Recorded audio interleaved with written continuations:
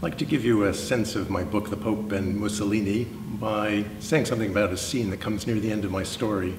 It's early 1939, and the Pope, Pius XI, the ailing and elderly, is convinced he has an important message, a dramatic message to convey to all of Italy's bishops. He believes he's been led astray. For years, he's been supporting Mussolini and the fascist regime, but now in recent months, as the evidence that Mussolini is embracing the Nazi regime and Hitler mounts, the Pope feels betrayed. He, in fact, despises Hitler and feels he must warn Italians not to support the Nazi regime, not to support the racial laws. The racial laws had just been proclaimed a few months earlier in Italy. All Jewish children were thrown out of schools. Jewish adults lost their jobs. And Mussolini believed that in order to get Italians behind his racial campaign, behind his alliance with Hitler, he needed continued church support. He hears from his very spies in the Vatican that the Pope is about to denounce him. The day before the Pope is to give his dramatic address, the Pope dies.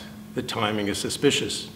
Mussolini is relieved, but he's also worried because his spies in the Vatican have warned him that the Pope made copies, many copies of his speech to give out to Italy's bishops. He's worried that a plea from the papal tomb will doom his attempts to ally Italy with Nazi Germany.